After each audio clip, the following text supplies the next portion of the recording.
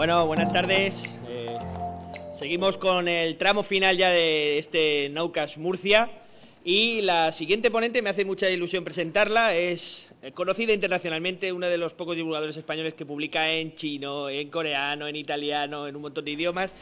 Y además con ella vamos a aprender no solo matemáticas, sino algún pequeño truco de los ponentes. Aprovecho para contaros. Cuando te encargan una charla, hay un truco infalible que es que por adelantado te piden de qué vas a hablar. Y lo suyo es mandar un título lo suficientemente genérico como para que luego puedas hablar de lo que te dé la gana. Así que Clara Grima viene a hablarnos de las matemáticas de tu vida. Un aplauso para ella.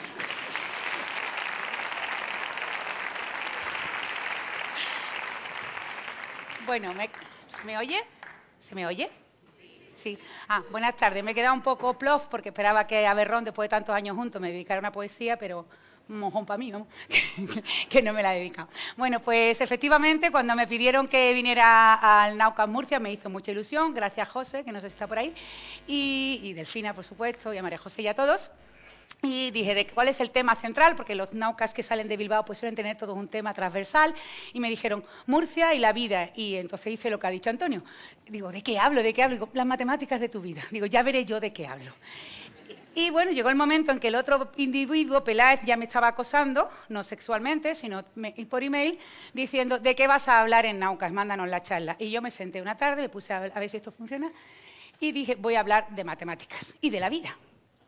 Digo, ¿cómo lo puedo hacer? Digo, bueno, pues va a ser uy, qué mal se ve en mis transparencias con lo monas que son. El tema central, tú siempre tienes que construir una historia al dar una charla, ¿no? Digo, bueno, pues el eje central de mi charla será, pues, mostrar a todo el mundo, por si alguien todavía lo duda, que toda nuestra vida, todo lo que hacemos, nuestra ropa, toda nuestra salud, todo, está gobernado por las matemáticas, por matemáticas y por números. Y bueno, y para no empezar así muy fuerte, pues hacemos un chiste de estos manidos que hace la gente de matemáticas, pero que son resultones, ¿no? De decir, mira, los números están desde que tus padres te estaban haciendo, ya importaban los números, porque te hicieron en 2 minutos, ¿no? O menos, depende de cómo fueran tus padres. Pero, digo, ese chiste está muy manido y además tengo un problema, que es que en la sala está Laura Morán. Y Laura Morán es sexóloga y seguro que me dice 2 minutos y empieza a ponerme y argumentarme que en 2 minutos no se puede hacer un niño bien hecho y esas cosas y a explicarme un montón de sexología que a esta hora de la tarde con el calor que hace, pues la verdad que no me apetece. Bueno, es mentira. Laura diría, vale, porque Laura es sexóloga, no es nutricionista. No se mete en tu vida ni en tus hábitos, ¿vale? No es como estos que le das tú una galleta al niño y parece que estás atacando Hiroshima, ¿no? Porque eres la persona más mala del mundo, ¿no? Laura te dirá, hazlo como tú quieras y tarda el tiempo que quieras. Pero resulta, y esto es verdad, que ahora pensaba hablar de las matemáticas de nuestra vida y de epidemias zombies. Pero resulta que Sergio me ha pisado la charla. No, es broma. Resulta que cuando estaba haciendo la charla, pues tuve que ir un momento al excusado, me llevé el móvil para mirar Twitter, como hago siempre, porque no había champú en el excusado de abajo, y vi un tuit de la BECAM, esto es cierto ya, del Centro Vasco de Matemática Aplicada, en el que decían que mañana, día 12, se había decidido en el encuentro del IMU, del Instituto IMU, la Unidad Internacional de Matemáticas, le estaba diciendo al revés, la Unidad Internacional de Matemáticas en el Congreso de este verano, se había decidido que mañana, 12 de mayo, se celebre por primera vez en la historia el Día Internacional de las Mujeres Matemáticas.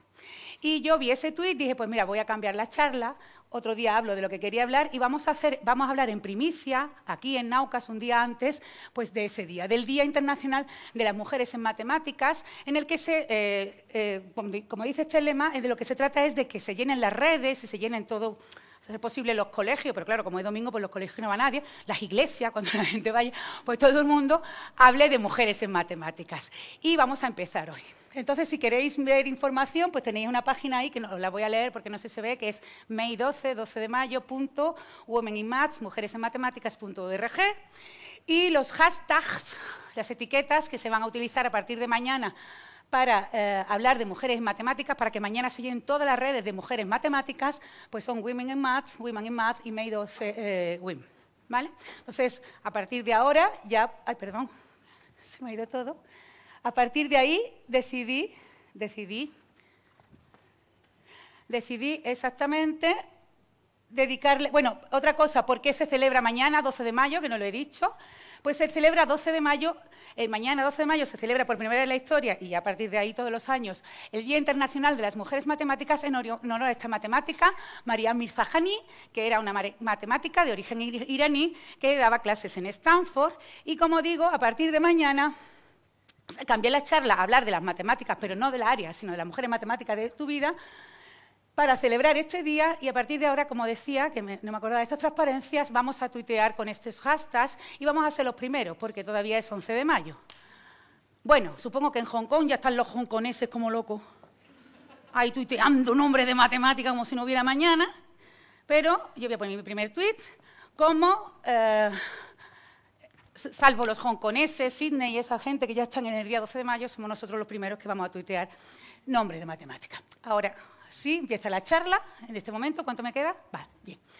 Voy a empezar mi charla. No vamos a hablar de zombies, no vamos a hablar de matemáticas en general, sino de mujeres matemáticas, y vamos a hablar de una mujer muy importante que es Maryam Mirzakhani. Para introducir Maryam Mirzakhani, dejadme primero que os cuente cuáles son los premios Nobel de matemáticas. Si habéis oído hablar de los premios Nobel, os habréis dado cuenta muchas veces, la primera vez, sobre todo la primera vez que uno escucha la concesión de los premios Nobel, uno se queda siempre diciendo, ¿yo de matemáticas? ¿Por qué no hay de matemáticas? Entonces, si habéis oído, seguro que habéis oído muchas explicaciones sobre por qué no existe el Nobel de matemáticas, algunas incluyen cuernos y demás, todas son falsas. Bueno, hay quien dice que la culpa fue de Mita Pfeffler, ilustre matemático, muy guapetón, por cierto, que se había tenido más confianza de la cuenta con la mujer de don Alfred Nobel, y eso es mentira, porque Alfred Nobel nunca se había casado, o sea que eso es mentira, y la versión oficial parece más razonable, es que a don Alfred Nobel no le gustaban las matemáticas. Tiene que haber gente para todo, ¿no? Pope o pae, peo pae. Como él no nos sacó el premio Nobel, los matemáticos hemos creado, o han creado, unos premios que son similares a los premios Nobel de Matemáticas. Y otra cosa que os voy a decir es que a los matemáticos nos da mucho coraje que se les llamen los premios Nobel de Matemáticas porque no son Nobel, tienen otro nombre. El que se parece de los dos son dos premios. El que más se parece al premio Nobel sería el premio Abel. El premio Abel es un premio que, como los Nobeles, se concede cada año a matemáticos de reconocido prestigio. La cuantía del premio también lo da el rey de Noruega, La cuantía del premio Abel es también similar al del premio Nobel, o sea que si hay que comparar uno de los dos premios matemáticos que estamos diciendo con el premio Nobel, pues sería el premio Abel. Pero no es el Nobel de las matemáticas, es el premio Abel. Y el otro premio, que también se le llama cuando se concede cada 4 años, se concede cada 4 años, que cada vez que se concede la prensa dice el Nobel de las matemáticas y nos da mucho coraje, porque no es el Nobel, es la medalla Fields. Es un premio que, como he dicho, es una medalla que se otorga cada 4 años, se otorgó este verano pasado, de hecho a un kurdo se la robaron durante la ceremonia, pero no de eso es lo que quiero hablar. Tiene menos cuantía, solo se da cada 4 años, y solo se le da a matemáticos que tienen menos de 40 años. Vamos, que a mí ya no me la dan. Porque estoy viendo que algunos ahí dudando, ¿se la darán a ellas? No. Por varias razones. La primera, porque ya no tengo 40 años, aunque lo parezca. Bueno, pues estos son los dos premios Nobel, los dos premios más prestigiosos en matemáticas. El premio Abel este verano, o sea, hace poco ha sido noticia, porque por primera vez en la historia el premio Abel solo se empezó a conceder en 2013, es un premio jovencito.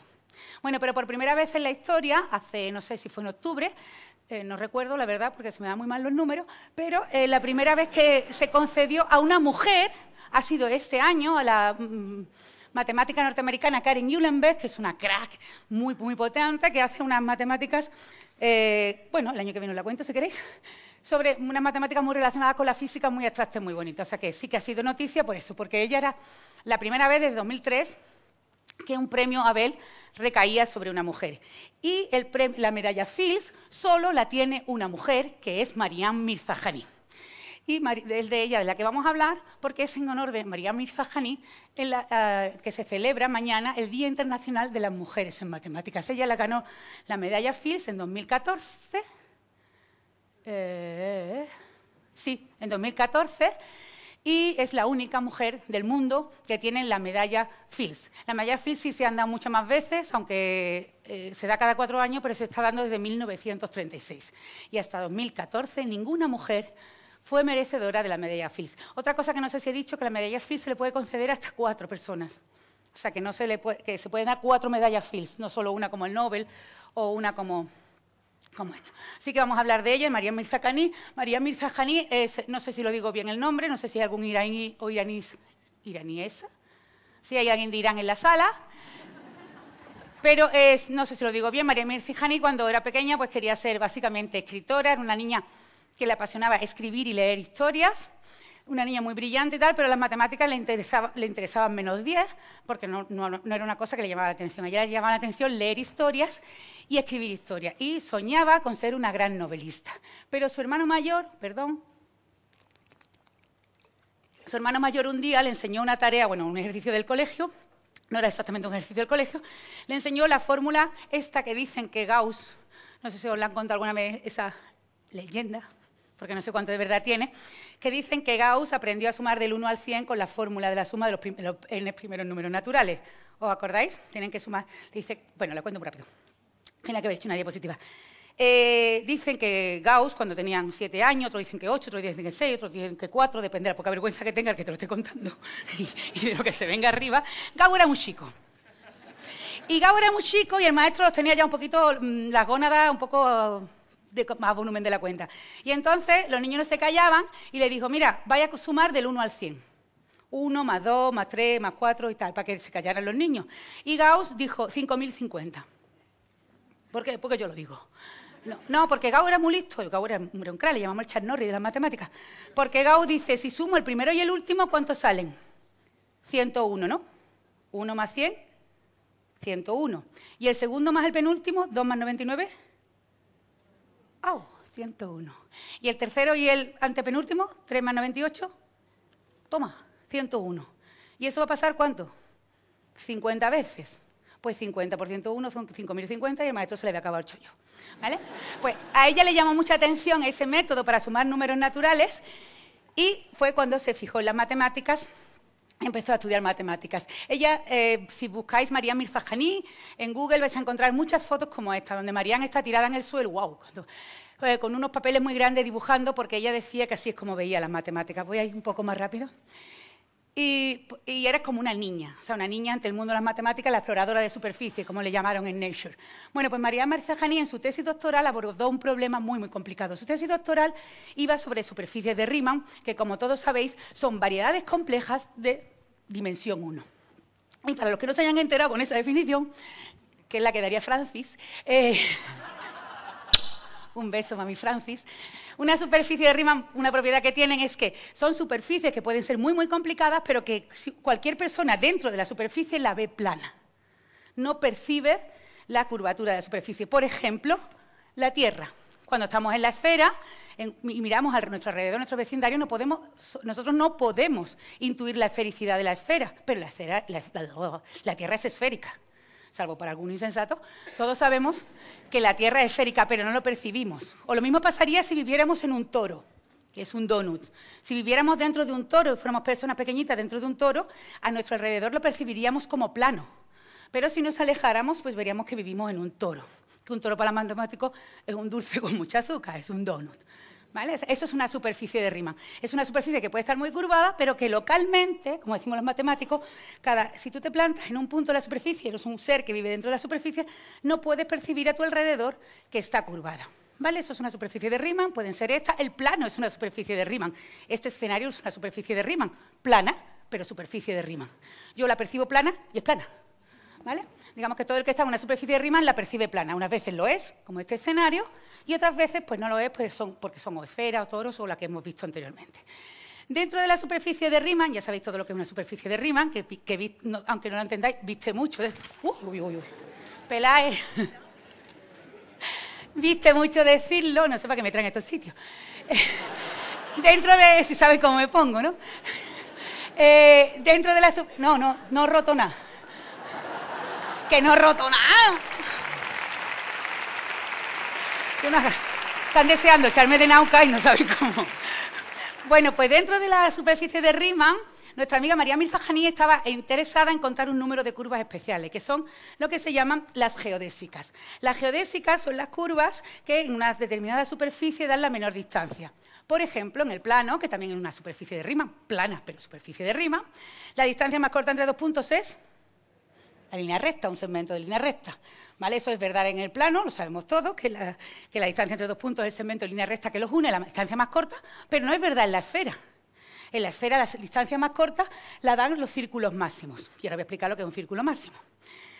Las geodésicas de la esfera son los círculos máximos, que son los círculos que son como el meridiano. Son círculos que tú puedes dibujar sobre la esfera y que, de tal forma que cuando le pegue un tajo a la esfera te quedes con dos mitades iguales. Entonces, los meridianos que definen los usos horarios, ¿esos son círculos máximos? Sí. Porque si tú coges una esfera y cortas por un meridiano, te quedas dos mitades iguales. ¿Los paralelos son círculos máximos?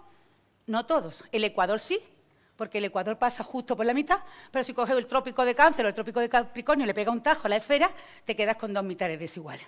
Luego, los paralelos nunca, salvo el ecuador, nunca dan la distancia más corta.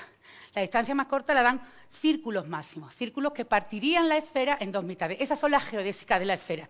Por ejemplo, si tú quieres ir de Sevilla a Ecuador, pues primero tendría que haber un vuelo directo, que no lo hay. Estamos casi igual que en Murcia. Mentira, nosotros estamos mejor.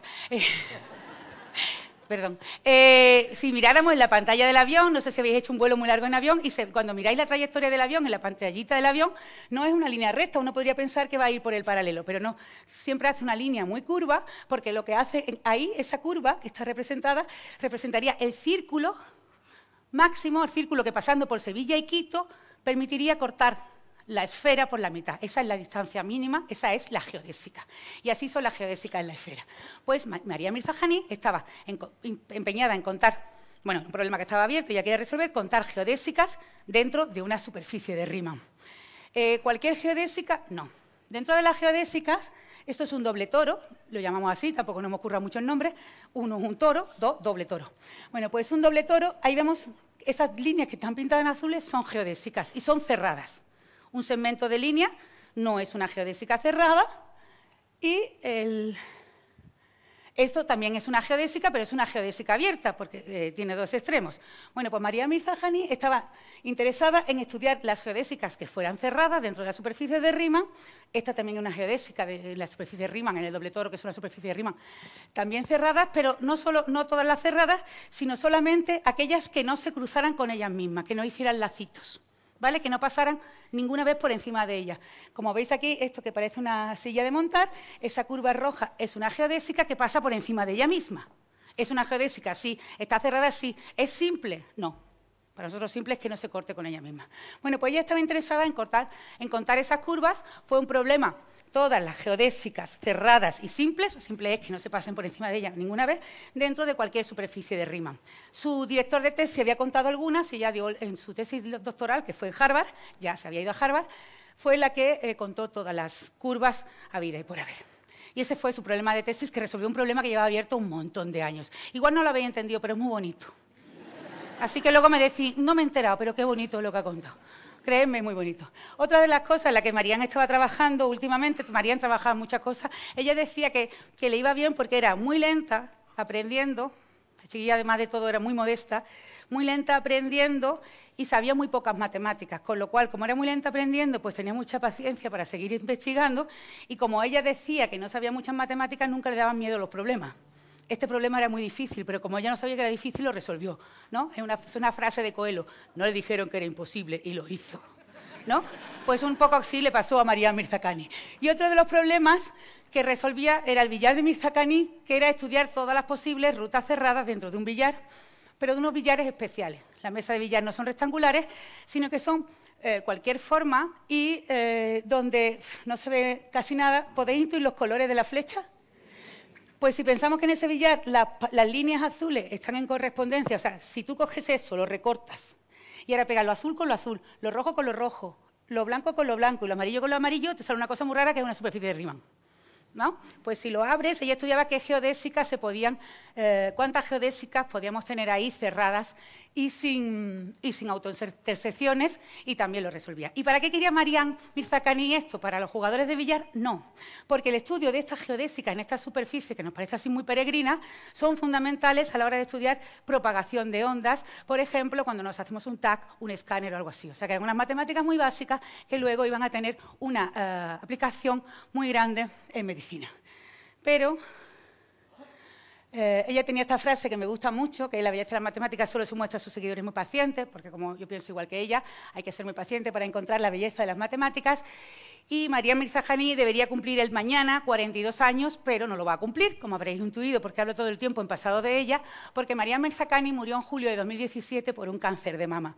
Se lo diagnosticaron en 2013, poco antes de recibir la medalla Fields. De hecho, no pudo atender a los medios cuando la medalla Fields porque estaba muy malita, y murió en 2017. Ese fue el problema que María Mirzakhani no pudo resolver y que todavía no se puede resolver, la ciencia no tiene todavía herramientas para resolverlo. Entonces ella era profesora en Stanford, murió, porque a veces no todos los problemas tienen solución, así que yo os animo a que os compréis una camiseta como esta, que son de Save the Mama y que es un proyecto que colabora con la investigación contra el cáncer de mama, y también os aconsejo mucho que os toquéis mucho las tetas y todos.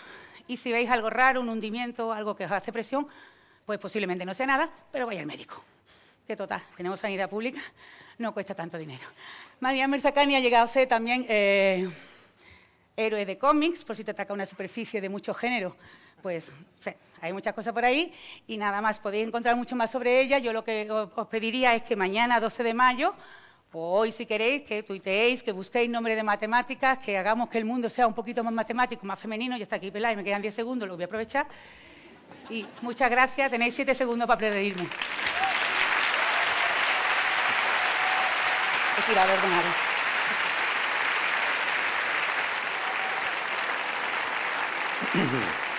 Bueno,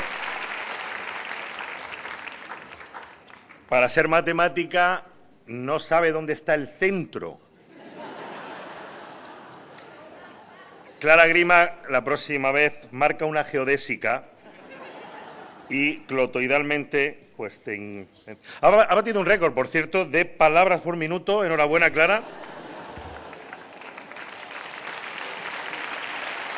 En Nauka. Nuestra siguiente ponente también tiene prevista hablar de Paul Newman, al parecer.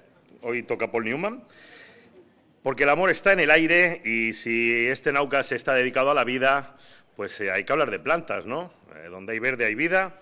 Y la persona que más sabe de plantas en Naukas es ella, Rosa Porcel, Bioamara. Un fuerte aplauso.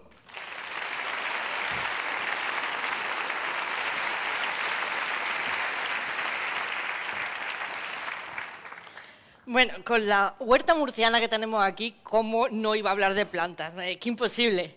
Hoy he venido a hablar de plantas, pero de plantas y sexo.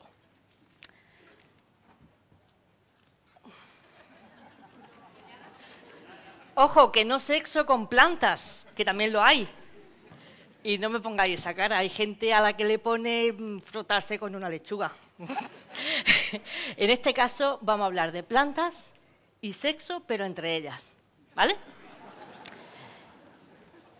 En ocasiones veo penes.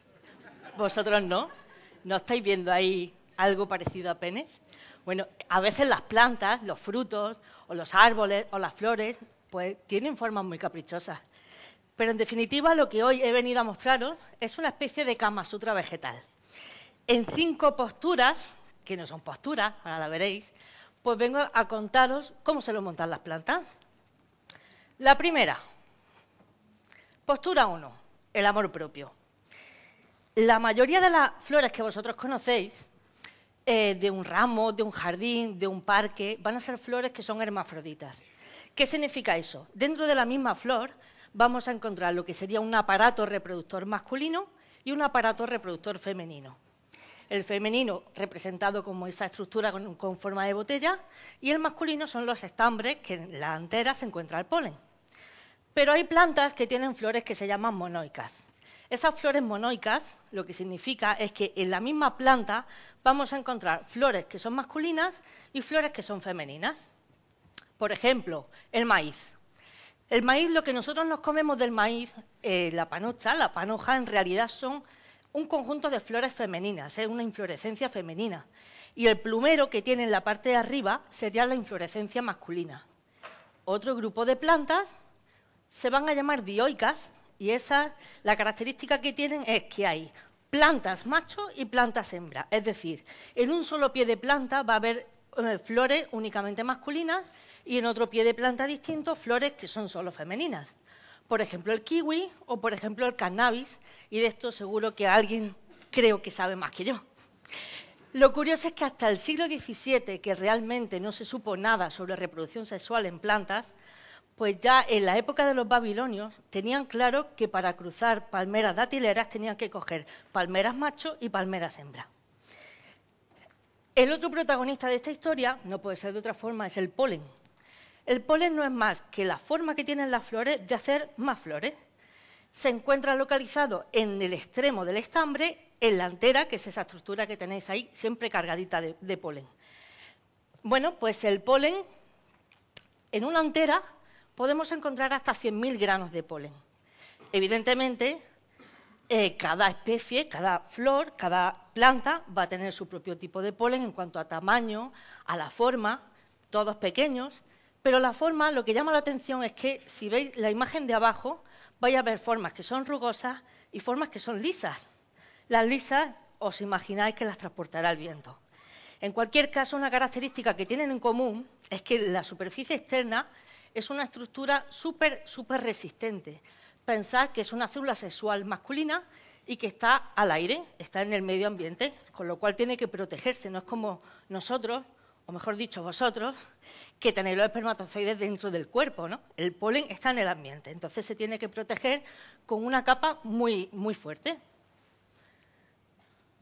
¿Os suena a algunos de aquí, quizá los menos jóvenes, el tío Cirilo, de los años 90, el 92, 93? El tío Cirilo es este señor de aquí, de la izquierda, que se le ocurrió crear un brebaje hecho a base de polen de abeja, que lo llamó ciripolen. Pues lo vendía como un vigorizante sexual. Resulta que ese ciripolen llegó incluso a patrocinar al equipo del Rayo Vallecano, la ropa del Rayo Vallecano, durante una temporada, y se repartió por las cárceles de media España con la idea de, bueno, de subir un poquito el ánimo de los presos. ¿Es vigorizante sexual? Ya os digo yo que no. En realidad el polen sí es verdad que es una sustancia muy nutritiva, tiene hidratos de carbono, sobre todo azúcares, tiene ácidos grasos, tiene... Uy, que no he pasado. Perdón. Tiene ácidos grasos, tiene proteínas y sobre todo tiene minerales y vitaminas. Pero, ¿qué pasa? La FDA dice que aunque es cierto que no tiene ningún efecto perjudicial, salvo que seas alérgico al polen o a las abejas, en realidad tampoco tiene ningún efecto beneficioso, porque la cantidad de elementos interesantes que contiene pues son, con lo que nosotros ingerimos, pues muy poco, tendría un beneficio muy limitado. Bien.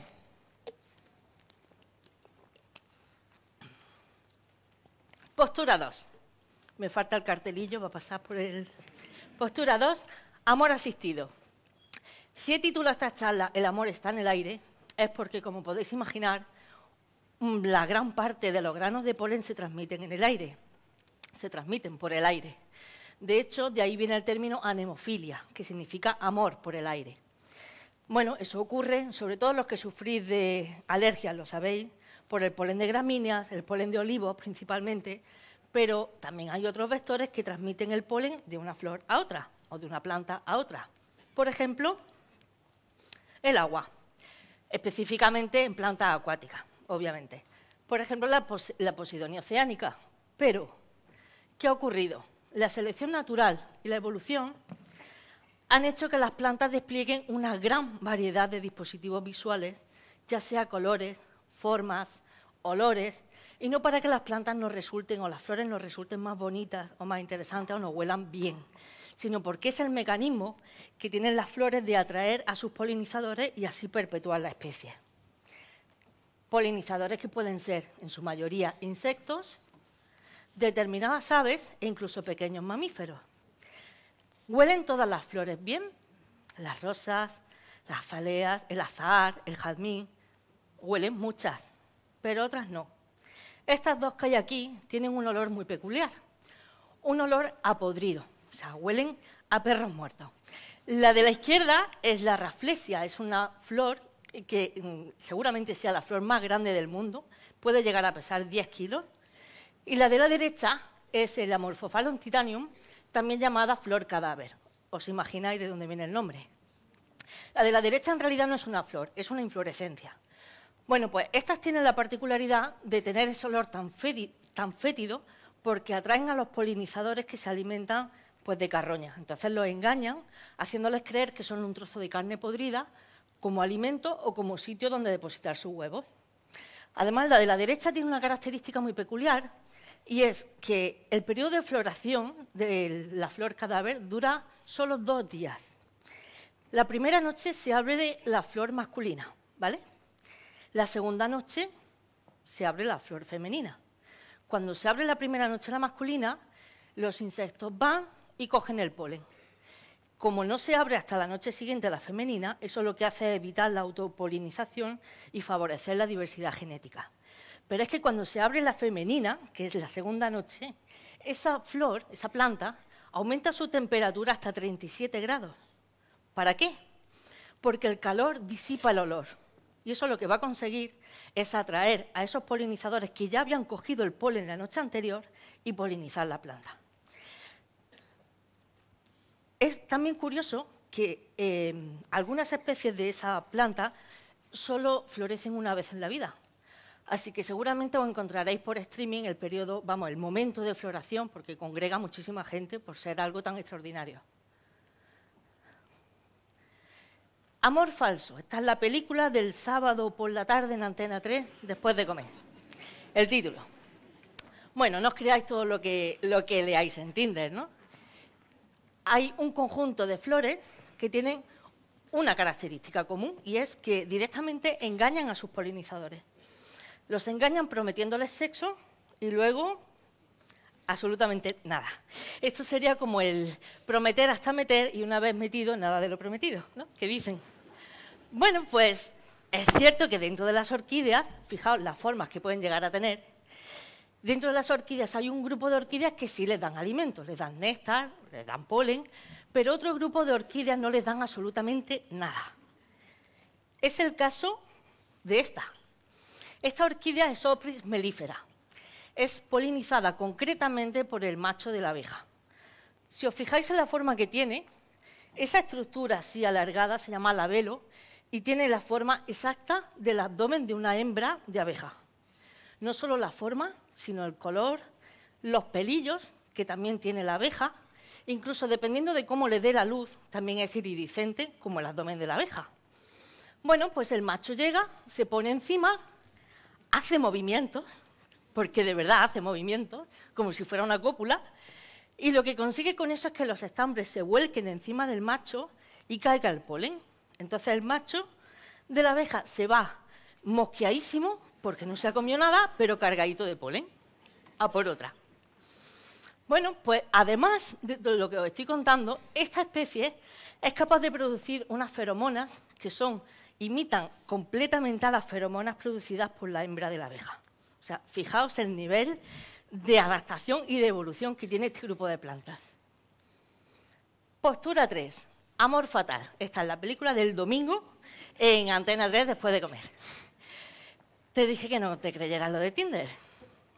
Resulta que en el siglo IV a.C., en la expedición de los 10.000, iba el ejército hacia Persia para luchar a favor de Cirio el joven y que ocupara su trono contra su hermano mayor. Pues esa expedición en determinado momento estaba comandada por Jenofonte, que era un filósofo discípulo de Sócrates y también militar. Bueno, pues esa expedición resulta que tenía merodeadores, que son soldados que se van poniendo por el camino, se van anteponiendo en el camino buscando alimentos, buscando comida.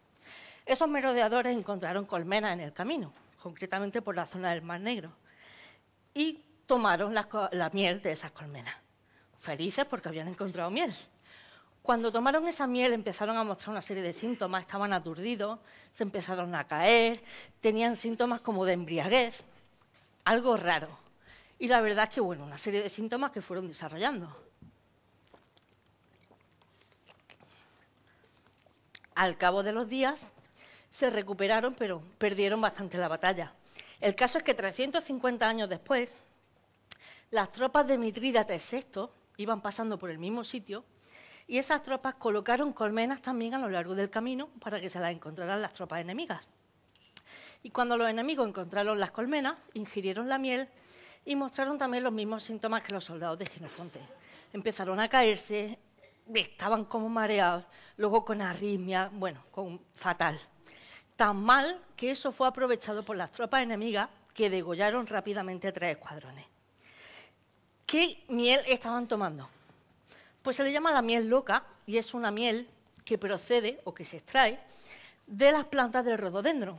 Ese rododendro se encuentra aquí en España, se encuentra en el sur de España, se encuentra en Portugal y se encuentra en un montón de lugares del mundo, y especialmente por la zona del Mar Negro. Y la característica que tiene esta flor, en general la planta, porque toda la planta es tóxica, es que produce un grupo de toxinas que se llaman granayatoxinas, muy, muy tóxicas, y otras toxinas, y etanol.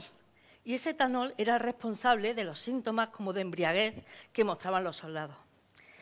Evidentemente, cuando una planta es tóxica, la miel extraída de esa planta va a ser tóxica. O sea, la miel fabricada con polen de esa planta va a ser también tóxica. Eso ocurre con la belladona, ocurre con la datura, ocurre en general con todas las plantas tóxicas. Lo curioso es que frente a esta planta, los abejorros eran inmunes, las abejas melíferas morían y, sin embargo, las abejas de la zona donde está esta planta han desarrollado un tipo de inmunidad especial que no mueren. La postura 4, amor que deja huella. Los restos de hojas, de semillas, de raíces, la hierba, todo eso se estudia, todo eso son disciplinas dentro de la ciencia forense y pueden ayudar a identificar a un sospechoso, incluso a resolver un crimen, a resolver un caso criminal. También hay una disciplina que se encarga de estudiar el polen y las esporas, y esa es la palinología forense. ¿Por qué? Pensad en una determinada zona que tenga vegetación, ¿vale? Esa zona va a tener una vegetación muy concreta, unas especies concretas que van a producir un polen que estará en un estadio de desarrollo concreto. Pues todo es tan concreto y tan cerrado que podríamos decir que cada región o cada hábitat con vegetación tiene una huella polínica que es única, hasta el punto que podríamos situar un cuerpo, un sospechoso, un lo que sea, con un rango de error solo de 1 kilómetro, ¿vale?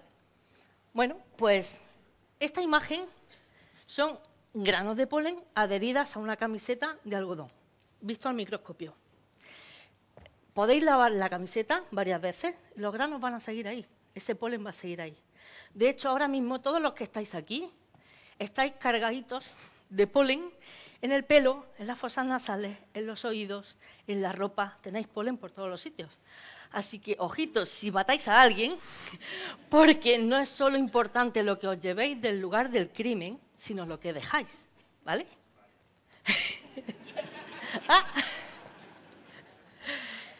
De hecho, haberme preguntado.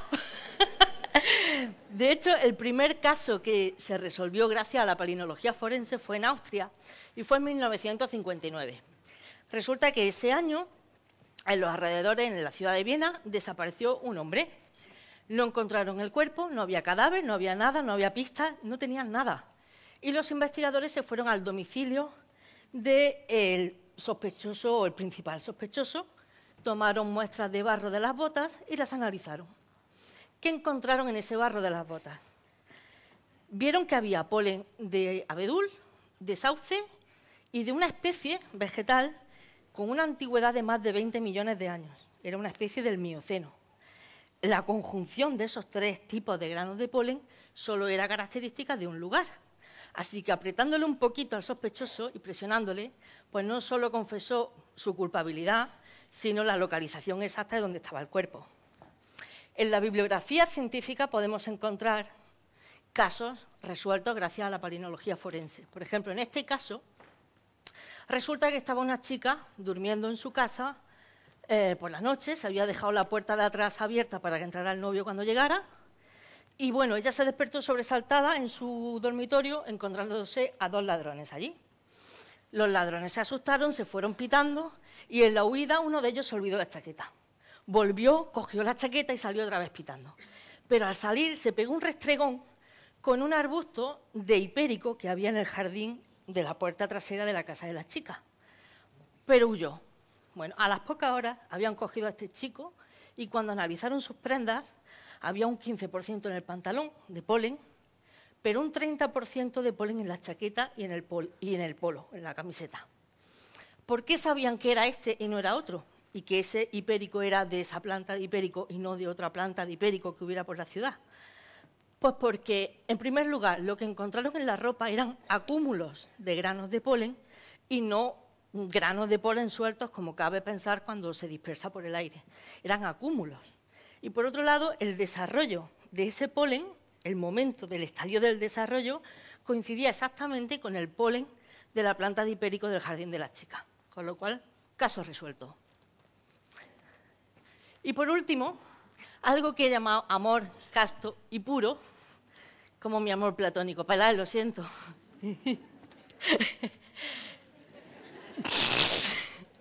¿Por qué? Porque las plantas no solo se reproducen con una reproducción sexual, o sea, tienen una sexualidad, pero también se pueden reproducir de forma asexual.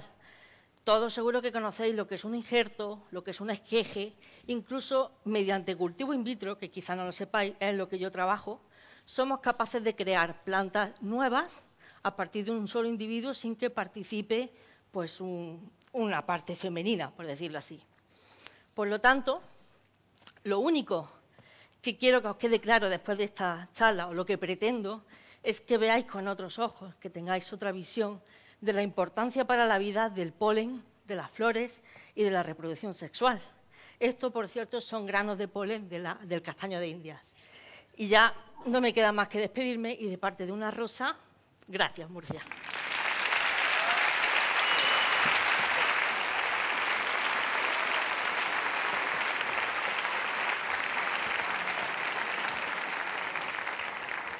Muchas gracias, Rosa. Es la penúltima charla, aunque casi es la última para cerrar, porque luego tendremos un... Pues veremos cómo escapamos con Raquel, vamos a ver. Pero antes de que llegue Escentia, nos gustaría dar las gracias, aparte de los patrocinadores, que lo hemos dicho varias veces, a mucha gente que ha trabajado en este evento, que por cierto ya no quedan entradas, o sea que estupendo, aunque haya ido fluctuando, creo que en taquillas nos han dicho que ya están todas, iba a decir vendidas, pero son gratis. Ay, no vamos a hacernos ricos nunca, jamás. Pero queremos dar las gracias, pues mira, de primeras al hombre del tiempo, a Guillermo Pérez, que siempre está pues todos los años y todos los eventos. Gracias, Guillermo. También queremos dar las gracias a un murciano londinense que nos está llevando las redes, tanto a nosotros como a Chema, está por aquí. Chema, un saludo. Chema Campillo.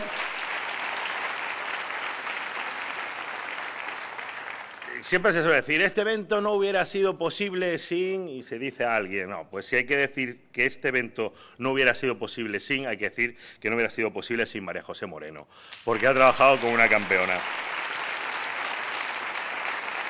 A toda la Asociación de Divulgación de Murcia, a la CDC. La CDC no es, ¿verdad? Pero mola, ¿eh? También gracias y, por último, aunque no menos importante, un factor clave, por pesado, yo creo, por pesado, porque vamos a hacer una OCA en Murcia, vamos a hacer una OCA en Murcia, así todo el día. Señor José Manuel López Nicolás, que lo ha conseguido y está aquí para celebrarlo. Un fuerte aplauso.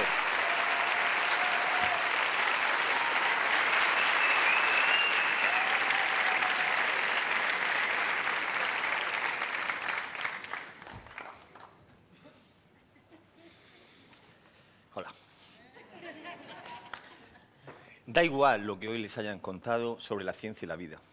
Al final, la mayoría de ustedes van a acabar aquí, en el cementerio asesino. Mire, los científicos estamos de enhorabuena. Últimamente no paran de aparecer imágenes en los medios de comunicación sobre grandes cosas relacionadas con la ciencia. La primera foto de un agujero negro, el desarrollo de las ciencias ómicas, la instalación definitiva de la nanotecnología, incluso la inauguración de grandes instalaciones científicas. Eso es maravilloso y es importantísimo para la ciencia y para el futuro de la sociedad. Pero, sin embargo, a mí me gusta hablar de otras cosas. Como decía Serrat, de las pequeñas cosas de la ciencia. Cosas que jamás aparecerán en los medios de comunicación, pero desde el punto de vista científico son tan importantes como esas, y desde el punto de vista social considero muchísimo más importante aún el hablar de ellas. Esos dos señores que ven ahí son mi abuelo Enrique y mi abuela Rosario. Y los 14 hijos que hay, las 14 personas que hay alrededor son sus 14 hijos. La más guapa, evidentemente, mi madre, que allí está. Desgraciadamente, mis abuelos ya no están entre nosotros. Se encuentran ahí, en el cementerio de nuestro Padre Jesús, en Murcia. Y yo voy a verlos una vez al año. ¿Cuándo? El día de Todos los Santos.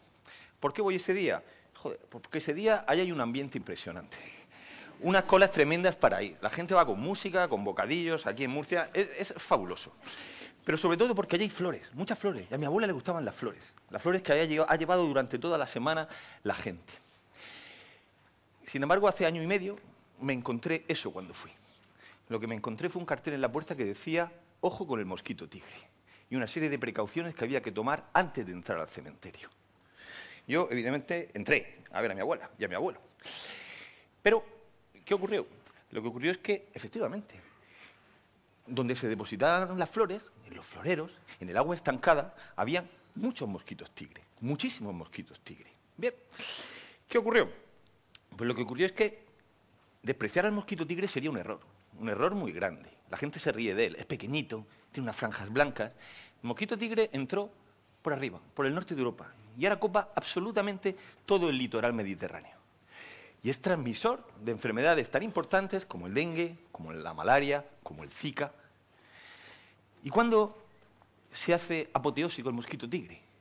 Precisamente aquí, en Murcia. Es la zona de mayor incidencia de toda España. Hostia. ¿Y en qué mes? En el mes de mayo. Hostia. ¿Y cuándo? Cuando hace calor. Estoy oyendo aquí todo el día a divulgadores que han venido de todas las pedanías murcianas que tenemos por toda España, que están quejándose del calor y de que van a morir de calor. No, lo que vosotros no sabéis es que el calor es el arma que menos os tiene que interesar. ¿Por qué? Porque vais a morir por el mosquito tigre. Y todo lo de hoy lo hemos preparado para el mosquito tigre. Bien. ¿Qué ocurre? Que decidí ese día combatir el mosquito tigre, porque yo quería volver a entrar a ver a mi abuela y a mi abuelo en el cementerio asesino. Y para ello, ¿a quién recurrí? Recurrí a los mejores. ¿Y quiénes son los mejores? Los mejores son el grupo de Bioquímica y Biotecnología Enzimática de la Universidad de Murcia, al que tengo el honor de pertenecer. Bien, es un grupo que tiene un valor añadido muy grande en el campo de la ciencia. Uno, la multidisciplinariedad y la interdisciplinariedad. Hay bioquímicos, biólogos, químicos, tecnólogos de alimentos, biotecnólogos, tenemos hasta enfermeras allí. Y lo importante, la interdisciplinariedad, el trabajar en equipo. Y hoy quiero decirles una cosa, es lo que hemos hecho en el grupo desde hace año y medio hasta ahora, ¿para qué? Para poder ir al cementerio asesino. Y porque decidimos crear esto que tengo aquí. Esto que tengo aquí es un spray contra el mosquito tigre.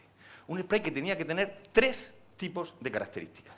La primera, evidentemente, que fuese repelente, para que no se acercase a mí el mosquito tigre. ¿Y por qué se acerca el mosquito tigre a nosotros? El mosquito tigre se acerca por muchas cosas. Por nuestra mala higiene, por nuestra sudoración, por el uso de determinadas fragancias que le atraen. Pero el principal motivo por el que se acerca el mosquito tigre es otro. ¿Cuál es? Y cuando lo ve un bioquímico, le encanta. El CO2. El CO2 responsable, entre otras cosas, del efecto invernadero, responsable del cambio climático.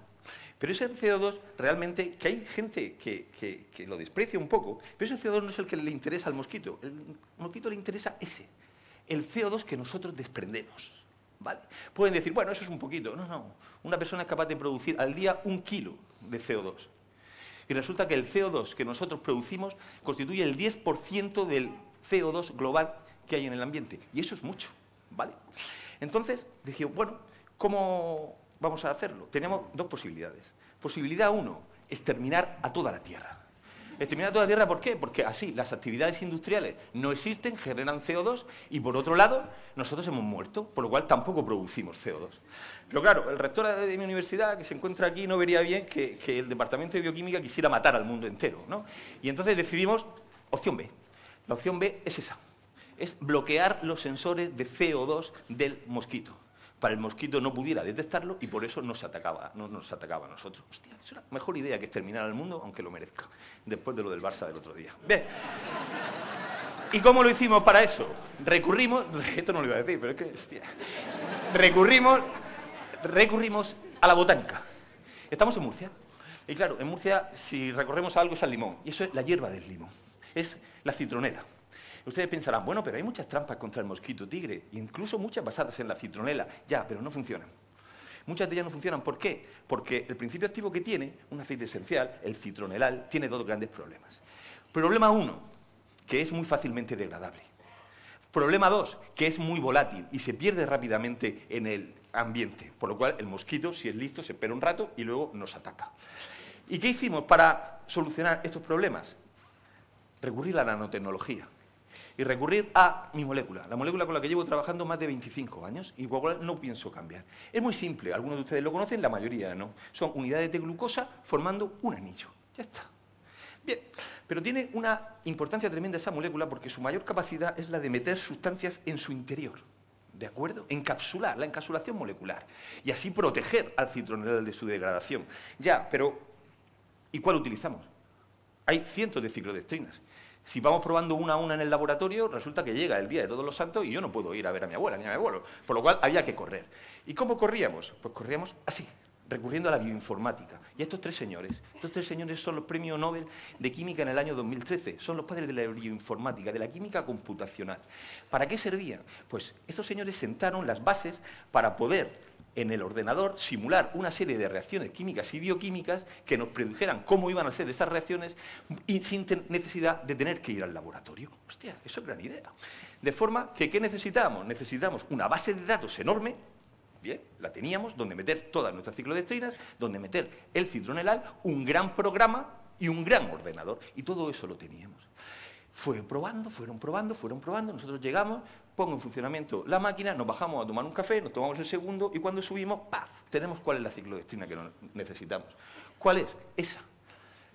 Hostia, se llama hidroxipropil beta-ciclodextrina. Pero lo curioso es que exactamente la misma ciclodextrina que se usa en la enfermedad rara de Niemann-Pick tipo C para extraer el colesterol del cerebro de los niños que se deposita y por el cual mueren.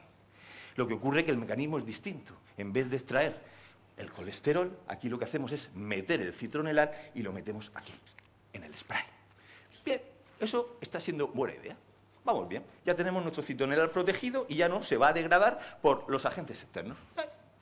Pero tenemos otro problema, que es la volatilidad, lo rápido que desaparece en el ambiente. ¿Y cómo lo solucionamos? Vamos a ver, recurrimos a la física, al proceso de liberación controlada. La ciclodextrina no mete aquí el citronelal y se queda agarrado. Lo que hace es que lo va liberando poco a poco al medio. Es un proceso de release o liberación controlada. Eso es exactamente el mismo caso por el cual Rexona no le abandona. Es decir, Rexona, ¿por qué no te abandona? ¿Porque tenga amistad, amor, porque te quiera? No, ¿qué cojones? Lo hace porque metemos la fragancia dentro y la va liberando poco a poco al medio. Igual, exactamente igual que el citronelal. Bien. Pero en ciencia no podemos dar las cosas por supuestas. Hay que verlo. Y entonces recurrimos al análisis instrumental. En un cromatógrafo de gases, acoplado a un espectrofotómetro de masas, veíamos realmente el tiempo que tardaba en perderse. Pero sobre todo recurríamos a esto, al análisis sensorial. ¿Y qué lo hicimos? Reclutamos a una serie de señores con pinta de mosquito, ¿no?, para que lo que tenían que hacer ellos era oler. Estaban entrenados y oler y decir, oye, lo que tú tienes aquí cuando lo echamos, ¿cuánto tiempo está en el ambiente? La sorpresa fue mayúscula. La sorpresa fue que el mosquito tigre, el panel de catadores, el citronelal puro o el de las casas comerciales, resulta que en 2 horas ya no lo olían y desaparecía. Sin embargo, cuando lo teníamos en las ciclodextrinas, aguantaba más de 24 horas en el ambiente. En la primera parte, el mosquito, si es listo, se queda ahí 2 horas esperando. El día del cementerio, tú no vas allá 2 horas, tú vas allí al tiempo que haga falta y luego te aparece y te pica. Aquí no. Dice, hostia, bueno. Pero, ¿qué ocurre? Que nosotros queríamos otra cosa. Somos ambiciosos en bioquímica. Y lo que queríamos era que Dalme fuera repelente, que fuera bactericida. ¿Por qué? Porque resulta que siempre hay un mosquito cabrón que pasa la barrera, ¿verdad? Y entonces está ahí, y dice, hostia, pero si yo he hecho repelente, da igual, está ahí. Y resulta que si te pica, y los mosquitos estos pueden llevar bacterias en el organismo, te puede crear una infección bacteriana, ¿vale?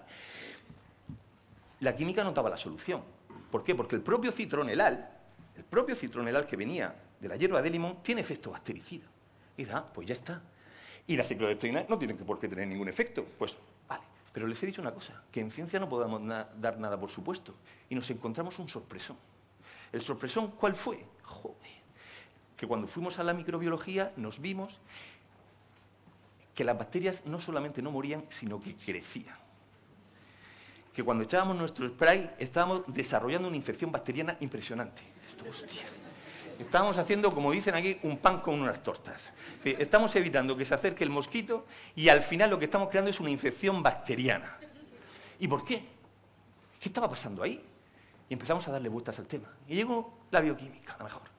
¿Y qué dijo la bioquímica? Llegó una bioquímica, una amiga, y me dijo, José, resulta que las ciclodestrinas estas tienen forma de almidón. Es su estructura. Y el almidón, nosotros los humanos, lo degradamos a glucosa. Y esa es la fuente de energía que utilizamos. Hostia. ¿Y eso quién lo hace? Lo hace una enzima, que se llama amilasa humana. Dice, ¿no será que esa bacteria tiene esa enzima y tú cuando le metes la ciclodestrina le estás dando de comer? Hostia. ¿A quién recurrimos? A la bibliografía. Porque a veces es mucho más importante pasar horas leyendo la bibliografía que empezar a hacer experimentos sin cabeza en el laboratorio. ¿Y qué nos encontramos? Nos encontramos que sí, que resulta que esas bacterias tenían una amilasa. No es esa la foto, pero es muy parecida. Y entonces la bacteria, ¿qué es lo que estaba haciendo? Lo que estaba molestando, la ciclodestrina se la estaba zampando. Y estaba creciendo. Una moría, pero crecían 100. Y la estamos cagando, literalmente. Porque a veces los científicos la cagamos. No está tan bonito como contamos a veces las historias. Y esto hay que decirlo, nunca lo decimos. Recurrimos a la genética. ¿Por qué? Porque dijimos, pero las dos proteínas son iguales. La enzima nuestra y la enzima de la bacteria. Y fuimos a la alineación de secuencias. Y la alineación de secuencias las comparamos. Las dos. Y efectivamente, las dos proteínas eran muy, muy idénticas. Las nuestras y las de las bacterias. Bien. ¿Y qué hacemos ahora? Y saltó uno y dijo, precisamente, eso es lo que ocurre a muchos diabéticos. Muchos diabéticos el problema que tienen es que el almidón lo degradan a glucosa, se produce la subida de glucosa y el pico de insulina. ¿Y por qué no buscamos dentro de los fármacos para diabéticos uno que pueda cargarse la amilasa igual que ocurre con los diabéticos y se lo ponemos a nuestro spray? Y efectivamente lo encontramos. Ese es un fármaco que se utiliza para diabéticos y lo podemos encontrar en una farmacia. Y lleva un principio activo. Un principio activo que se llama carboxa. ¿Y por qué cogimos ese? Porque la carboxa entra perfectamente en la ciclodestrina. Pues ya tenemos los dos, el citronelal y tenemos la carboxa. Perfecto. Pero seguimos siendo más. Y aquí hay un personaje en mi vida importantísimo que se llama Adrián Matencio, que está por aquí, que es el doctorando, es una mosca cojonera, está todo el día teniendo ideas. Y dice, ¿y por qué no es antiinflamatorio? Digo, ¿cómo que antiinflamatorio? Dice, sí, porque mira lo que pasa con el mosquito. Te puede, vale, no te dé la bacteria, pero tal. Digo, bueno, eso no es nada. Dice, no, pero eso sí. Y esto es un problema, ¿de acuerdo? ¿Y si podemos evitar la inflamación? Vale. ¿Y cómo la evitamos? Digo, pues aquí, nos fuimos aquí. Esto, cuando los bioquímicos vemos esto, es como un orgasmo, ¿de acuerdo? Estás viendo el mapa del metabolismo humano, es como el mapa de la Tierra Media para Frodo Bolsón. Y entonces llegamos, pero nosotros no estamos sufriendo allí años y años, no. Llegamos y decimos, ahí arriba a la izquierda se encuentran las reacciones de inflamación. Coge una enzima, inhíbela y ya no se te va a producir eso. Digo, Adrián, ¿cuál lo utilizamos? Y a Carol, la verdadera protagonista de todo esto, dice sildenafilo. Digo, sildenafilo, vale, sildenafilo, lo que tú quieras. Un antiinflamatorio, porque inhibe una enzima relacionada con la inflamación, que se llama fosfoliesterasa. Y tú, vale, pues vamos a utilizarlo.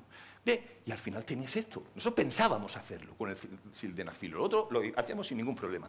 Y dices tú, la piel lisa, no hay inflamación, porque tienes el sildenafilo. Y dices, cojonudo. Tal, pues ya teníamos a los tres. Pero yo me costaba meter el sildenafilo. Digo, vale. Hasta que alguien nos dijo, oye, ¿tenéis esto? Que es antirrepelente, perfecto. Que es repelente, es bactericida y encima es antiinflamatorio. Cojonudo. Y salió tú y dices, estoy metiendo la pata. Digo, estamos metiendo la pata porque tenemos un problema. Y el problema se llama sildenafilo. Digo, pues ¿qué pasa con el sildenafilo? Pues lo que ocurre es que es un principio activo que se utiliza para enfermedades como se ha hablado antes de enfermedades raras, de la hipertensión pulmonar arterial. ¿Por qué? Porque nosotros la aorta se constriñe, no puede pasar el flujo sanguíneo, ponemos el citrato del sildenafilo y entonces se relaja. Y dice, ¡ay, perfecto! Pues digo, ¿dónde está el problema? Dice, el problema está que es el principio activo de la Viagra. Digo, hostia. ¿Cómo es el principio activo de la Viagra? Dice, sí, el mismo, que hace lo mismo.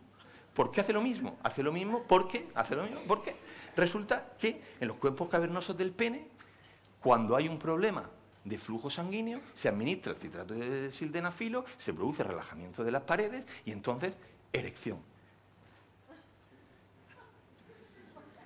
El día de Todos los Santos. No puede ser, no puede ser, no puede ser. Esto es un perrito, no.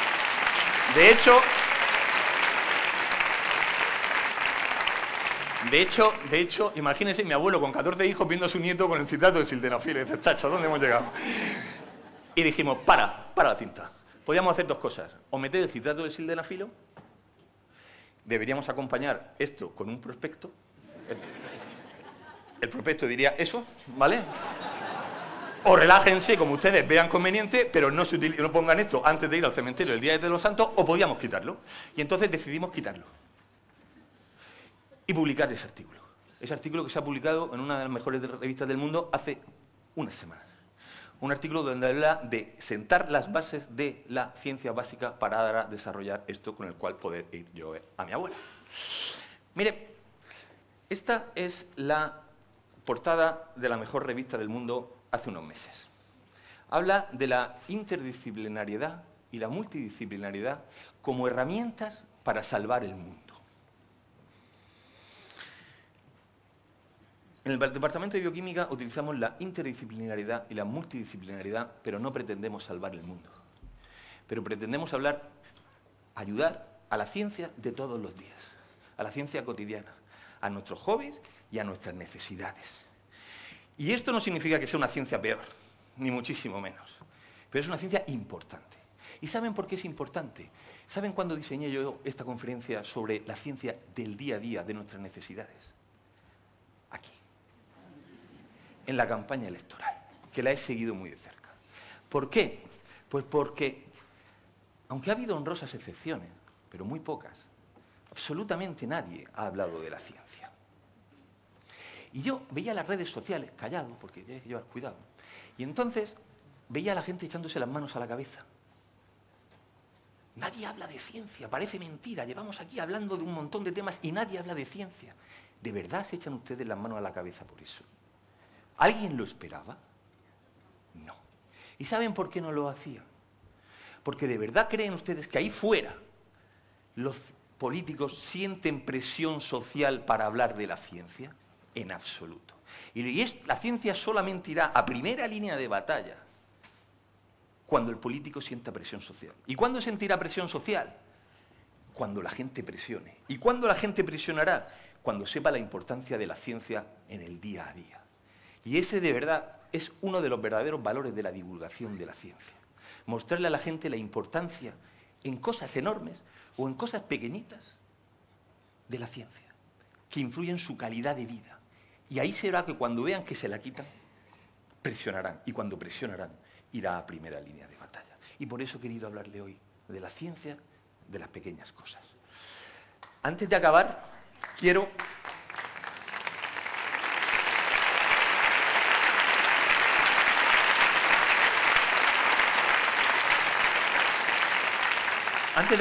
hacer 3 agradecimientos y 3 dedicatorias. El primer agradecimiento a la región de Murcia, por esto, porque esto es emocionante. Y también por el cariño que me han dado durante muchísimos años que le he dedicado a la divulgación. El agradecimiento a la Unidad de Cultura Científica de la Universidad de Murcia, que tengo el honor de dirigir. Y el agradecimiento a la Asociación de Divulgación Científica de la Región de Murcia, que tuve el honor de ser su primer presidente. Verlos juntos para lograr esto realmente emociona. Pero quiero hacer también 3 dedicatorias. La primera, al artífice de todo lo que han visto hoy en la charla. De todo. Ese artífice, ese señor, que se encuentra, es más tímido que la hostia. Se encuentra ahí, en esa esquina. Ese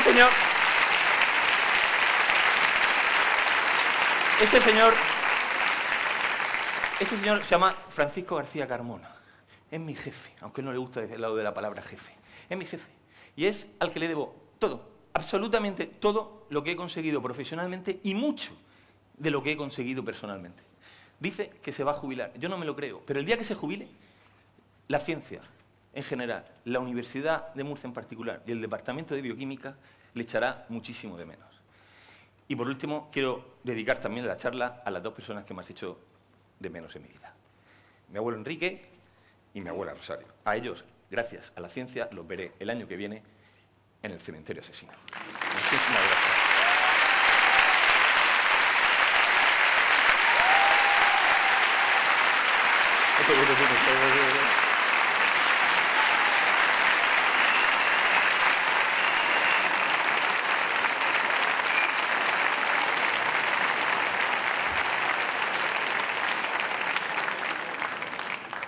La vuelta a colar.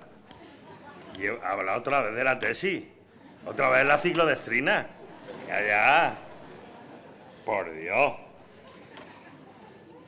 Continuamos el evento en la última charla, que la verdad no sabemos cómo catalogarla. No es Raquel y, como aquí bien conocéis, y ahora gracias a Órbita Laica la está conociendo media España, pues es imprevisible. Y como nos gusta acabar con nervio, pues vamos a terminar con Raquel Sastre y Murcia, qué paleta eres. No quería decirlo, pero ese es el título. A ver cómo sale cómo se escabulle y cómo sale del título. Ahora bien, un fuerte aplauso para Raquel.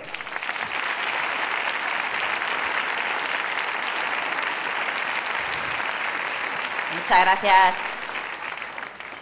Diréis, ¿por qué este título? Joder, pues a ver si me tiráis tomaticos de mazarrón o algo. Uy, no os veo bien las caras, no voy a ver si me tiráis algo o no, de verdad. Un poco más cerca. Bien, perfecto. Hola, ¿qué tal, Murcia? Levantad la mano todos los que sois de Murcia. Bien, bien, bien. He elegido mal el título. Guille, tú no hace falta que pongas la tablet, si voy a hacer lo que me salga de las narices. Aquí no está Óscar. Para el que no lo sepáis, Óscar me bajó con un palo del escenario de Granada por pasarme 1 minuto y llamarle gordo de mierda. Bueno, esta pelea es que también... Bueno, también te voy a sacar con un palo. Sí, pero el tuyo es más corto. Bueno, vamos a ver.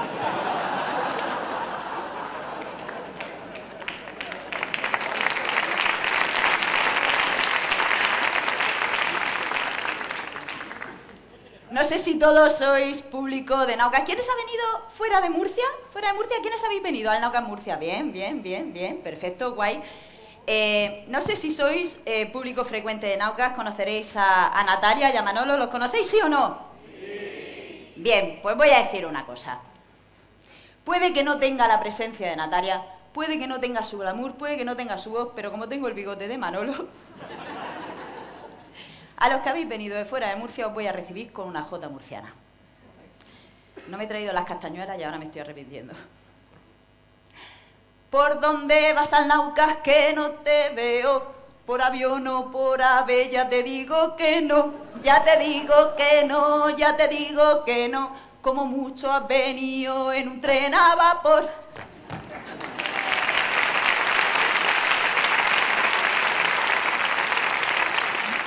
Ya sé lo que estáis pensando, Raquel, la canción no es lo tuyo. La comedia tampoco. Bueno. Murcia, qué hermosa... Uy, perdón. Ostras, lo siento, me he equivocado con el título, disculpadme. Que ya sabéis que somos la nueva LEPE y esto es un evento de ciencia, así que hay que ser riguroso científicamente. Bienvenidos a Murcia, qué paleta eres. Tranquilos, que a pesar del título no voy a hablar de nuestros políticos, ni de los votantes de Vox. Sé que estaréis pensando qué narices tienes con la cantidad de murcianos que hay aquí. Y la cantidad de murcianos que votan a Vox. Pero en realidad no soy valiente ni una loca, lo tengo muy bien medido. Esto es un evento de ciencia que va a haber aquí votantes de Vox.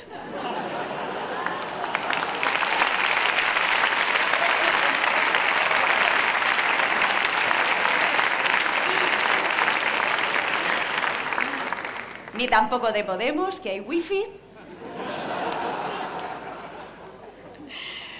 Así que voy a hablar sobre las mentes más paletas que hemos tenido en la región de Murcia a lo largo de la historia. Tum, tum, tum, tum. Primeramente paleta, Juan Fernández, marino cartagenero. ¿Alguno sabe quién es? Ninguno, ¿verdad?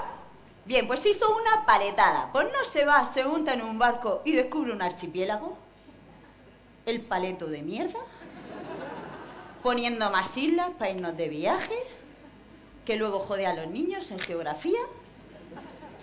Eso sí, el tío se le daba bien lo de descubrir. Lo de la poesía y tener imaginación no mucho, porque al archipiélago le puso Juan Fernández.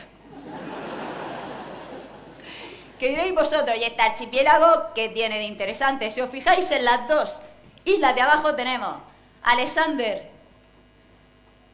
Tengo ya casi 40 años, con chilillo me ha jodido la vida. Shakespeare y Robinson Crusoe. La novela de Robinson Crusoe, de Daniel Defoe. ¿Sabéis la que os digo, no? Ahí en la isla, que resulta que caníbales, tal, luego al final se queda solo Robinson Crusoe, con Viernes. Se produce en esa isla. O sea, gracias a él tenemos una maravillosa novela, Robinson Crusoe, y una maravillosa isla. Mirad qué bonita.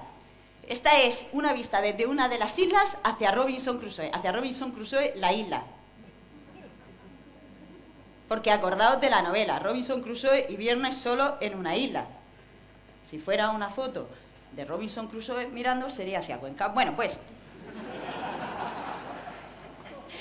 diréis, ¿cómo mola, no? Porque mola, ¿sí o no?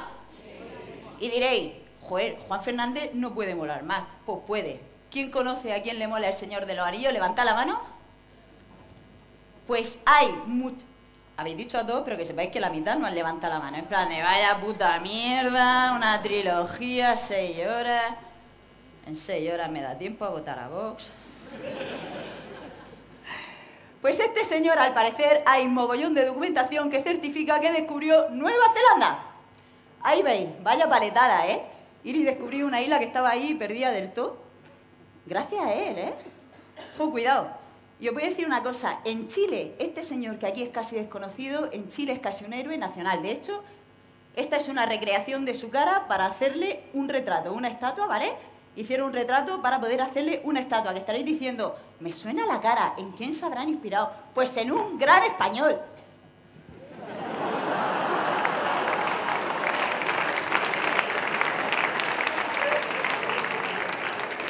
Seguimos con más paletos de Murcia, vamos a hablar de química. Abre tu puerta, Pegaso. Hay que atrapar los edificios sin seguridad ninguna. Hay que estar seguro de uno mismo. Perdón, se me ha ido, no quería decir a quién se mete toda la química.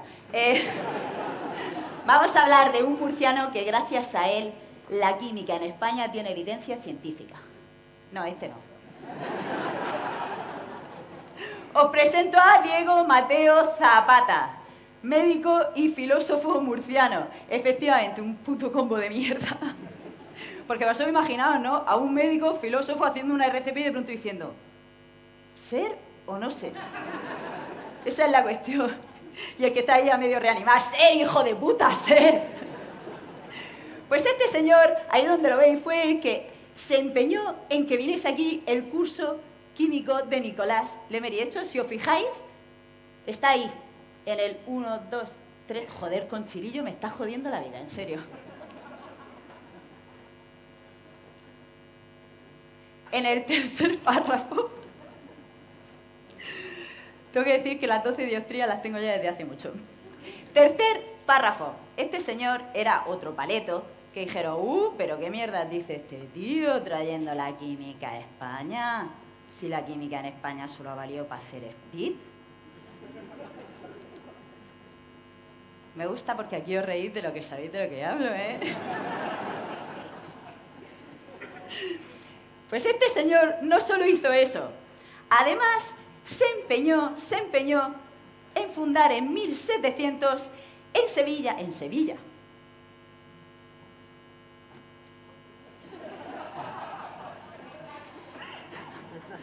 Nada. No vaya a ser que llueva y llore.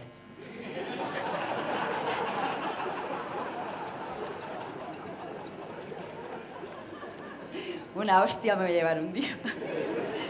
Fundó en Sevilla la Regia Sociedad Médico-Química. Y por ello, y por muchas cosas, y además por ser judío, pues la Inquisición le persiguió.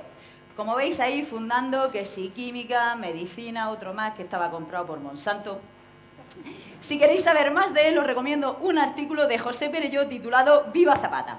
Bueno, vamos a seguir y tranquilos, tranquilos y tranquilas, que a pesar de estar en Murcia y ser la Huerta Murciana, esto no va a ser un campo de nabos.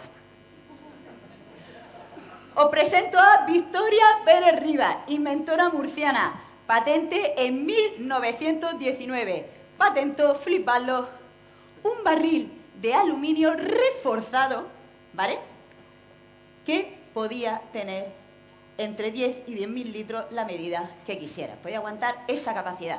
Como veis, la señora, lo normal, en 1919, haciendo cosas típicas de mujeres.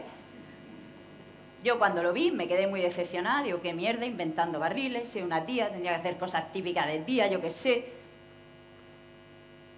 Algo de maquillaje, un secador, un fonendo.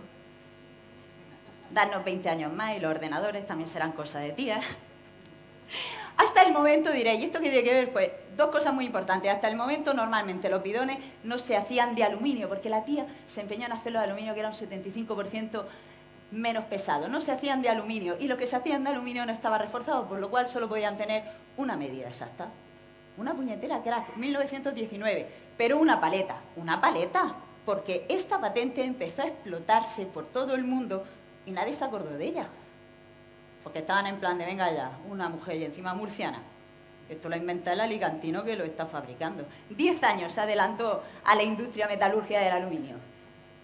Y ojo, cuidado, que tenemos a otra inventora totanera, Hortensia Martínez, que hizo un grifo automático que se podía poner de forma provisional en recipientes de metal delgado, finito. Y eso lo hizo en 1927. Y yo solo puedo pensar una cosa, si estas dos señoras se llegan a conocer, en Murcia lo petamos, porque habrían inventado esto.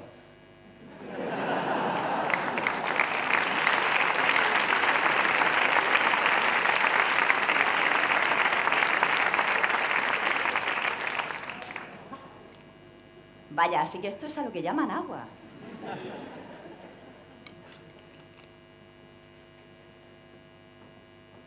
Qué fuerte, si aquí hay una chuleta. Que parece que hay, pero no, irreductible lo tiene todo ahí. Bueno, seguimos. Vamos a seguir con más paletos de la región murciana. Os presento a Luis Anaya, pionero, mecánico, ciezano, que inventó lo que ellos llamaban un cajero automático junto a Bernardo Bretón, ¿vale? Perdón, se me ha ido. Brutón.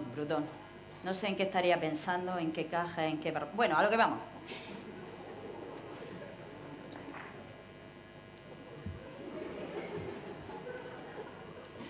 No sé cómo lo hago, que al final siempre la cago, porque aquí he actuado 3 veces, pero en Ciudad de la Justicia ya llevo 6.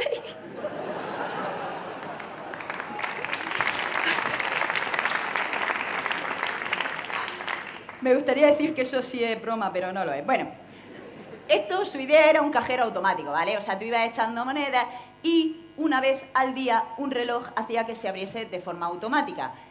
Pero yo le vi ahí 2 problemas. Uno, que para mí, más que un cajero automático, me parece una hucha con apertura retardada. Y 2, que eran unos hijos de puta porque solo se podía abrir una vez al día a una hora en la que la gente de bien estamos durmiendo, a las 8:30 de la mañana. Si no me odiabais antes, ahora seguro. Pero sí que estaba bonito porque era una forma, ¿vale?, de cambiar la forma habitual de guardar el dinero que se seguía hasta este momento. Hola, Mulet.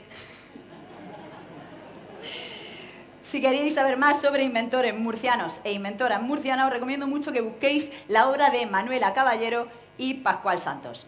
Bueno, he dejado para el final 2 grandes figuras, además de las de esta diapo. Pido perdón por dejarla tanto tiempo puesta. Que me quedan 12 minutos. Hace calor, ¿verdad? Seguimos. Otro paleto murciano. Isa Peral. Cartagenero, perdón. ¿Hay algún cartagenero aquí que se haya sentido ofendido? No, porque no lo ha pillado. Bueno.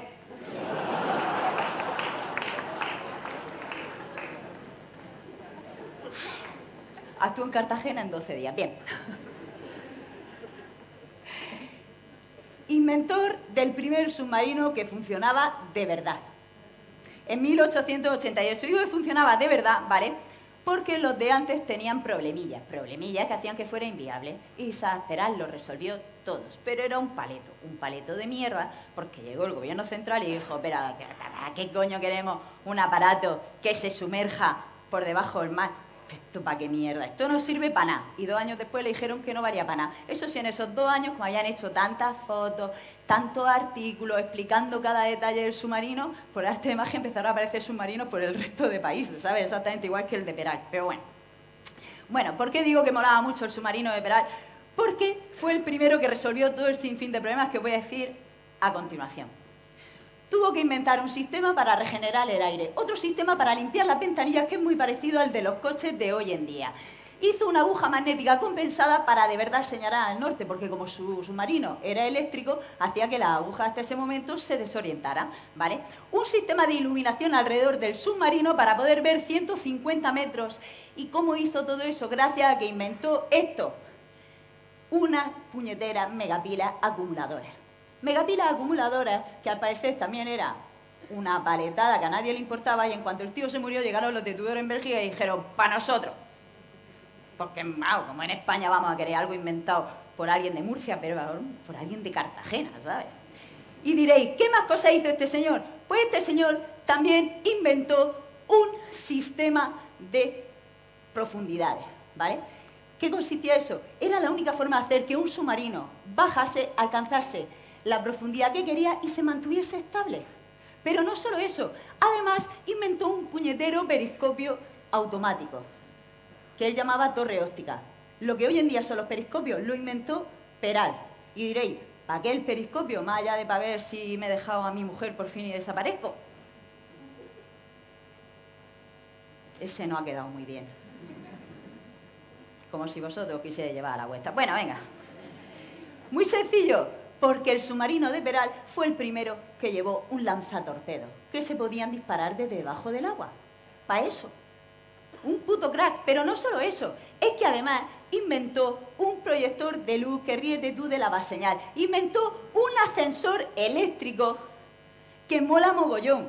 Porque un cartagenero inventó un ascensor antes que en Cartagena existieran edificios.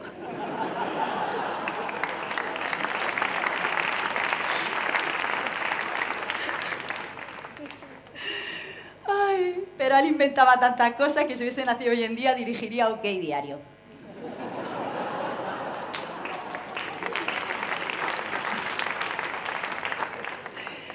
Y vamos a terminar con otro paleto de la región de Murcia, Juan de la Cierva y Codorniu, que por cierto, yo no sé vosotros, pero hubiese preferido que hubiese inventado el cava. A los 16 años construyó un biplano que pudo volar. Se demostró que podía volar. O sea, levantad la mano todos los que tenéis hijos entre los 14 y los 18 años. O sea, ¿habéis visto cómo mola? O sea, Juan de la Cierva a los 16 años construía biplano y vuestro hijo a los 16 años solo pueden destruir vuestras ganas de vivir. Más tarde ideó el sistema de autogiro, el que fue perfeccionando hasta que en 1923 se demostró que era un éxito en el aeródromo de Getafe. En 1928 consiguió atravesar el Canal de la Mancha, cosa que mola mogollón, porque dijeron, bueno, venga, va, flipado de mierda. Vas a volar tú con esa mierda el Canal de la Mancha. Mira, mejor te ponemos un avioncito comercial por si te pasa algo, al menos decirle a tu viuda dónde has caído. Y mola mogollón, porque llegó el del avión comercial y le dijo, ¿qué? ¿Te doy ventaja? Y le dijo Juan de la Cierva, no, te la doy yo a ti. Porque el tío, como murciano, era muy chulo, no como los madrileños, que os creéis que tal, pero no, más chulos nosotros. Y si no, mirad a Teodoro. Bueno.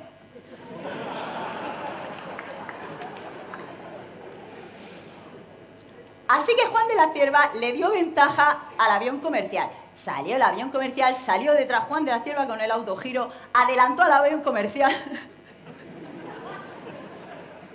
Y cuando llegó al aeropuerto tuvo que dar 3 vueltas hasta que llegara el avión comercial para posarse los dos a la vez. ¿Sabéis cuánto tardó en atravesar el Canal de la Mancha? Lo mismo que tardamos los murcianos en cruzar de Acera a la Gran Vía el día del bando de la Huerta. El día del bando de la Huerta, 20 minutos. Te has puesto nerviosa, ¿eh? Has dicho, uy, lo que hago yo en 20 minutos. Ah, no, que la mujer de ciencia no hace nada. Bueno. Perdón. Qué hostia me voy a llevar en cuanto baje. Así que llegó Juan de la Cierva antes que el avión comercial. El avión comercial llegó con retraso, efectivamente, era de Iberia. Bueno, ¿y cuál es el problema? Pues el problema es que Juan de la Cierva era un paleto de mierda. ¿A quién le importa el autogiro? El autogiro más famoso de España es este. Cuando quiera. ¿Voy?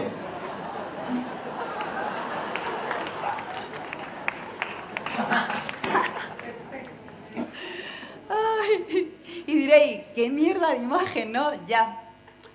¿Quién de vosotros lo vivisteis en directo? Levantad la mano, levantad la mano. Venga, tontorrones. Pues tengo que deciros que fue hace 20 años.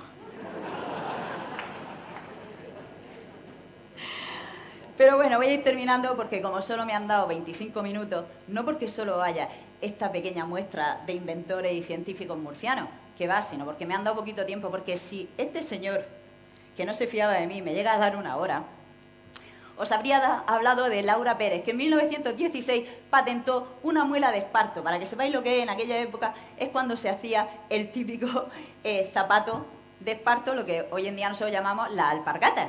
Esa señora fue la que hizo que tuvieran piso, es decir, suela. Es decir, gracias a esa señora que en 1916 patentó la puta suela, en el bando de la huerta casi nos vamos pisando meados. Ahora, que se llega a saber que iba a estar el bando de la huerta, probablemente lo hubiese hecho de Dodoti. Bueno, este dicho es una mierda, pero lo voy a decir. Si hubiese tenido más tiempo, os hablaría de la familia Salmerón en Fiesta que ríete tú de MacGyver. Pascual Salmerón inventó en 1916 un teléfono dúplex. ¿Qué estaréis diciendo? ¿Eso qué es? Venga, vamos a venirnos arriba, vamos a confesar, levantad la mano todos los que hayáis usado teléfonos fijos en casa y no había móviles. Muy bien. Para Dani y para todos vosotros que sois jóvenes, que sepáis que antes no existían los móviles. Solo había un teléfono en tu casa, el cual estaba en el salón, y si te llamaban tenías que estar hablando delante de tus padres, porque el teléfono, que significaba fijo, era eso, que se quedaba ahí fijo. Como mucho, podías llevártelo 1 metro. Pero ya está. Y además, si tú lo estabas usando y alguien te llamaba, sonaba comunicando. Pip, pip, pip. Con lo cual, en cuanto ibas 20 segundos hablando, llegaba tu hermana o tu hermano más mayor y te decía, ¡hijo de puta, cuelga, que estoy esperando una llamada! Y este señor hizo un teléfono duple, es decir, que con una sola línea se podía dar servicio a 2 personas diferentes y que cada uno hablase con quien quisiera. ¿Qué estarás diciendo? ¿Eso para qué mierda sirve si tengo móvil? Pero en esa época lo petaba, ¿sabes? Fue maravilloso. Y luego llegó otro Salmerón, ¿vale? Jerónimo Salmerón, que inventó un cerealémetro. Que diréis, ¿eso para qué sirve? Pues para medir el peso del cereal, que es una cosa que hoy en día todavía es muy difícil de conseguir. Y también otro de ellos, José Salmerón, en 1894 patentó un flotador, un visionario, adelantándose un siglo a Viescas.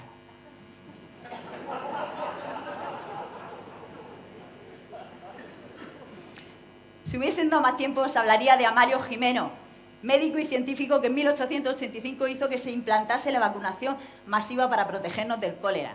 Os hablaría de Piedad de la Cierva, que a pesar del apellido y de ser familia, os juro que consiguió 2 premios Juan de la Cierva y no por su apellido, porque la tía no era Borbón, ¿vale? Lo consiguió por méritos propios. En 1955 porque consiguió fabricar el primer ensayo de vidrio y en 1966 por crear ladrillos refractarios con cascarilla de arroz. Y hablando de arroz, en Calasparra no solo tenemos buen arroz, ¿sabéis? También tenemos a Pablo Álvarez en el CERN. Si me hubieran dado más tiempo os hablaría de María Cascales, investigadora del CSIC. Os hablaría de los físicos Fernando Flores, Pedro Luis García, Gómez Cárdenas. Y os hablaría de los que ya conocemos a todos. De Paco García Carmona, de Dani Torregrosa, de Marco Egea, de Santi García Cremade o de nuestro José Manuel López Nicolás. Pero sobre todo os hablaría de la persona que ideó el mejor puto invento murciano.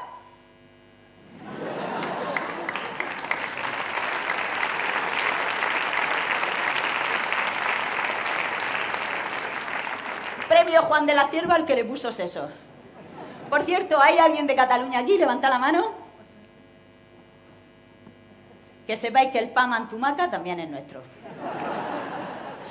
Así que, murcianos, que sé que últimamente hay gente que se mosquea con que se dicen que somos unos paletos, con los chistes y demás, solo quiero decir con esta charla una cosa: reíros con los chistes, disfrutarlos, hacerlo vosotros también. Yo lo hago, ¿sabéis por qué? Porque el humor es ficción. Y porque la realidad nos ha demostrado que en el pasado, en el presente y en el futuro, en Murcia tenemos mentes brillantes, investigadoras y científicas. Mentes maravillosas. Mentes maravillosas que han estado en el escenario de hoy. Murcianos que de verdad han demostrado que valen. Murcianos que son gente, vamos, a seguir. Murcianos con una dotación intelectual tremenda.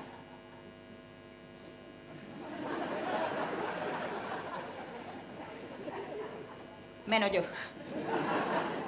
Porque si os estáis preguntando en qué consiste mi genio, básicamente consiste en esto. Yo lo que hago es eso,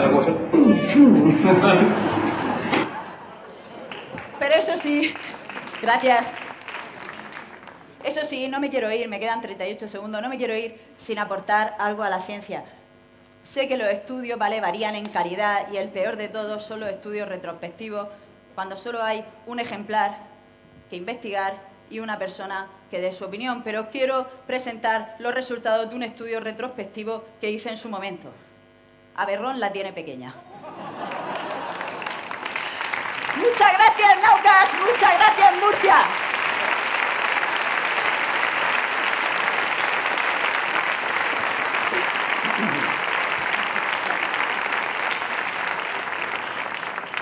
Pero bonita.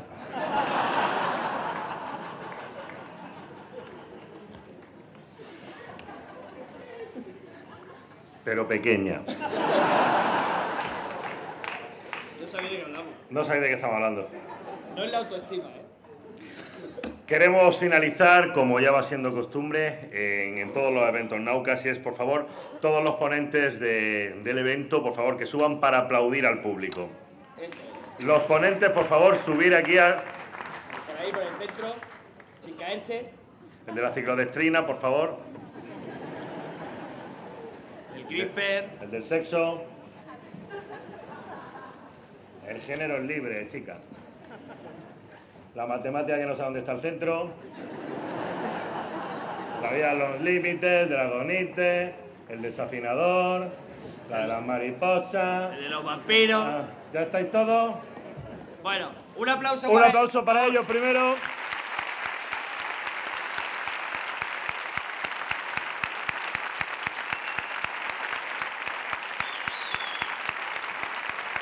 Y ahora un aplauso para vosotros. Muchas gracias por venir al primer y quizá no último Naucas Murcia. Volveremos. En enero.